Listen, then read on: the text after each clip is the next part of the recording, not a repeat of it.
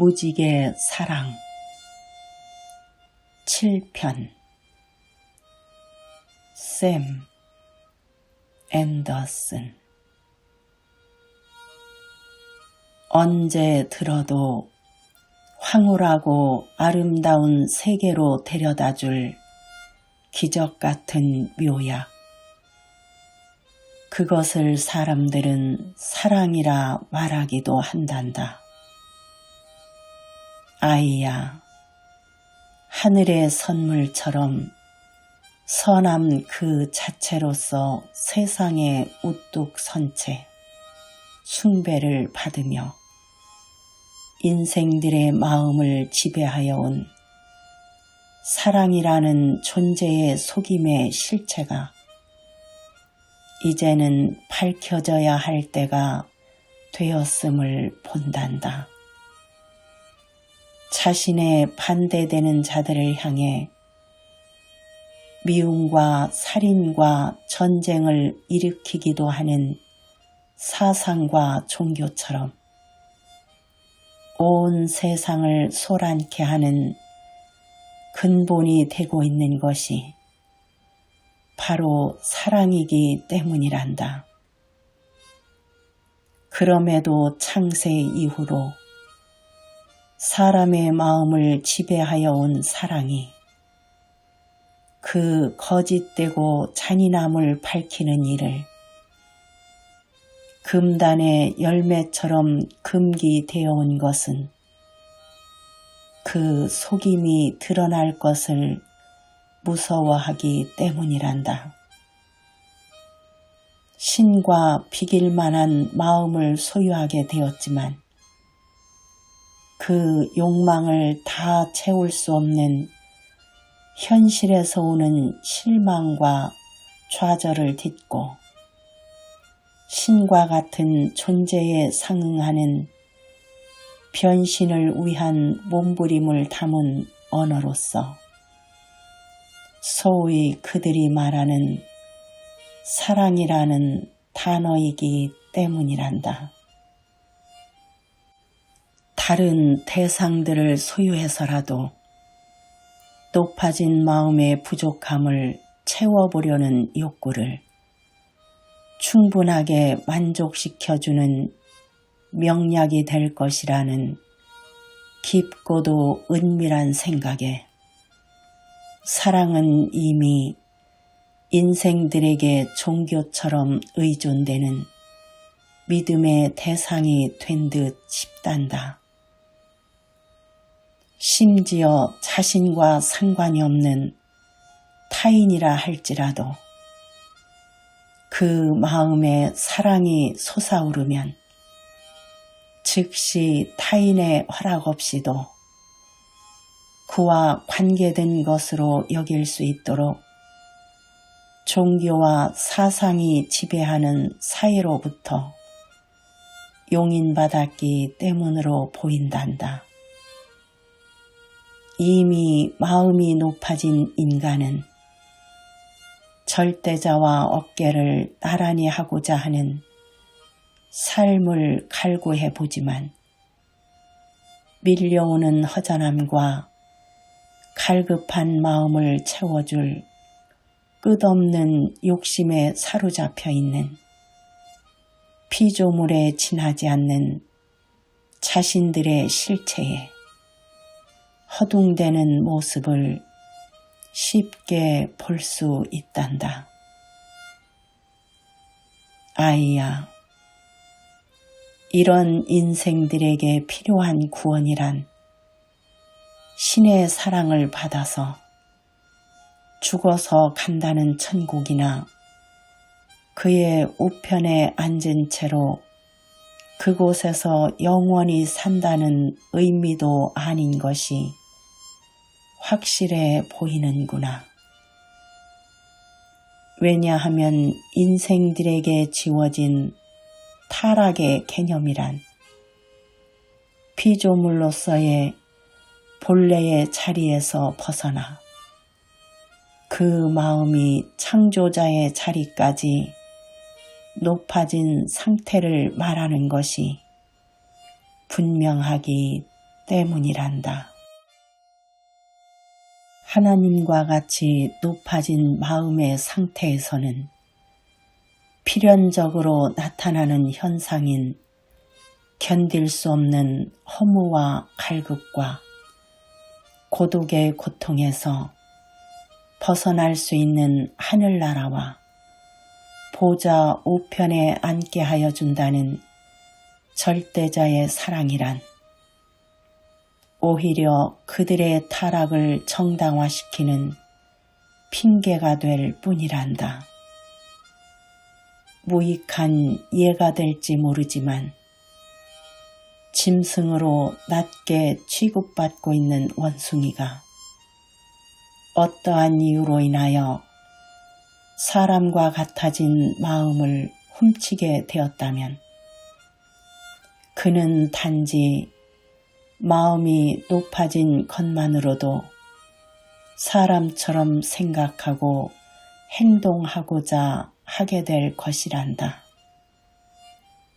이미 사람처럼 높아진 그 마음은 다시는 짐승으로 뒤돌아가기를 거부할 것이며 오히려 사람과 같은 대우를 다른 원숭이들로부터 받고자 하는 마음에 이르게 된단다. 그러나 사람으로서 인정받지 못한다면 자신을 사람으로 인정해주지 않는 원숭이들과 그들이 살고 있는 현실 세계에 대해서 커다란 상처와 고통과 환멸을 느끼게 될 것은 분명한 사실이란다. 또한 사람처럼 높아진 마음과는 달리 육체와 능력이 사람처럼 따라주지 못한 현실은 원숭이에게는 지옥과 같은 고통이라고 여겨질 것이란다. 고급스럽게 높아진 사람 마음을 가진 원숭이는 그 무리들 중에서도 자신을 사람으로서 대우받으며 인정받아야만 비로소 삶의 질에서 만족하는 것을 마치 구원처럼 느껴질 것이기 때문이란다. 하지만 이미 높아진 마음을 채워줄 수 있는 대상으로서 다른 원숭이들을 향해 끝없는 요구에도 채워주지 않는 현실 때문에 그 눈을 돌려 자신을 사람으로 인정해 줄 수 있는 자비롭고 은혜로울 선한 존재를 가상으로 만들 수밖에 없을 듯 싶단다. 종교가 이렇게 출발된 것처럼 원숭이들이 닿을 수 없는 특별한 존재, 곧 신으로부터 자신이 인정받는다는 것들을 내세워 주변 원숭이들과 다르다는 사실을 확인받고자 하는 모양새를 차리는 모습을 볼 수 있단다. 그는 그것을 또 다른 종류의 온전한 존재, 곧 자신의 구원자라 말하고 싶어 할 듯 싶구나. 사람과 방불하게 높아진 마음에도 불구하고 인정받지 못한 지옥 같은 현실에서 벗어나 자신을 사람처럼 받아주는 또 다른 장소로서 땅이 아닌 하늘에 준비해 놓았을 것이라고 상상되어지는 그곳을 화려한 하늘나라로 명명하고 있단다. 원숭이가 사람처럼 대접받기에는 이미 불가능하게 창조된 이 세상에서 볼품없는 원숭이 육체가 썩어 흙으로 사라진 뒤에는 온전한 영생의 삶을 회복시켜 줄 것 같은 죽음 너머의 새로운 세계로서 하늘나라라는 가상의 장소를 사실처럼 믿고자 하는 조건을 바로 그들의 신이 자신을 사랑한다는 그 사랑에서 찾고 싶어 하는 듯 보인단다. 그러나 네 발을 가지고 잎사귀나 열매를 먹고 사는 것이 원숭이로서는 최고의 행복을 맛보는 존재로 만들어진 것 자체가 사랑이며 그 모습을 떠난 상태로서는 아무도 그의 존재를 원숭이나 사람이라 하지 못하는 것이란다. 이 땅의 모든 것들은 현존하고 있는 그 육체에 관해서 인정되고 그 형상에 따라 그 이름 또한 주어질 뿐이란다. 육체가 없는 사람이나 원숭이를 논하는 것은 무익한 것처럼 육체를 가진 존재들에게 육체가 썩어진 죽음 너머의 세계를 말하는 것은 더욱 무의미하며 허황된 논리라는 사실을 너는 잊어서는 안 될 듯 싶구나.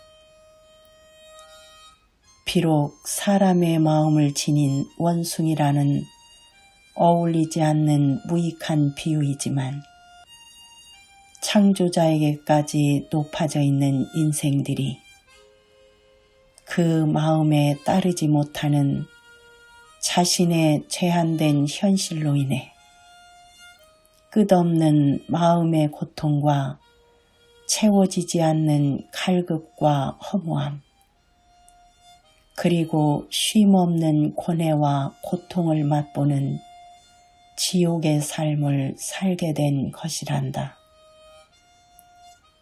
창조자처럼 높아진 인생들의 마음에는 고통과 근심과 괴로움뿐인 현실을 맞을 수밖에 없으며 고뇌와 수고와 염려와 허무와 갈급만이 그들을 기다리고 있는 현실을 벗어난 곳에서 마음의 평안을 얻고자 하는 노력은 헛되고 헛되며 그들의 어떠한 구원도 존재하지 않는 것이란다.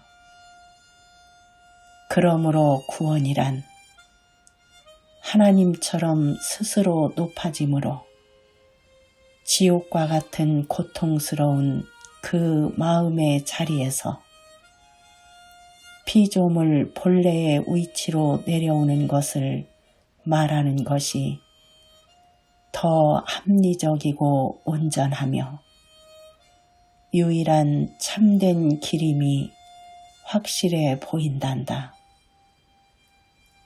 신의 아들이라는 자가 내가 곧 길이요 진리요 생명이니 나로 말미암지 않고는 아버지께로 올 자가 없다고 말한 것처럼 신이 그 존귀한 자신의 하늘의 실체를 버리고 오히려 피조물과 같이 낮은 이 땅의 형상으로 나타난 그 모습이야말로 구원의 길을 확실하게 보인 것이란다.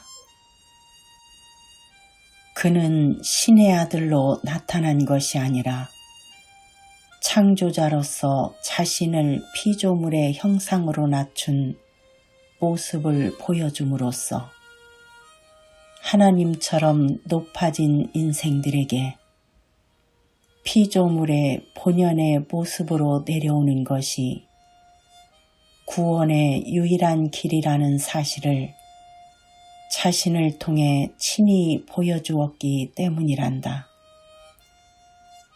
신과 같이 되어버린 한낱 피조물인 인간에게 창조자가 은혜를 베풀 수 있는 유일한 구원의 약속이란 저들이 간절히 소망하는 화려하다는 천국과 같은 그러한 공간이 아닌 것임은 틀림없어 보인단다. 육체를 가지고 늘 평화와 행복으로 가득 찬 삶을 살 수 있도록 아직까지 비워둔 피조물의 위치로 내려온 그 마음의 상태를 신의 아들이 증거하고자 하는 구원처럼 보인단다. 천국은 여기 있다 저기 있다 하지 못할 것이며 또한 보이게 임하는 것이 아니라 너희 가운데 존재한다는 기록이 있을 정도란다. 따라서 저들은 피조물의 삶으로 돌아가기 위한 참회의 유일한 길로서 십자가의 사랑을 말하는 것이 더 합리적일 듯 싶단다.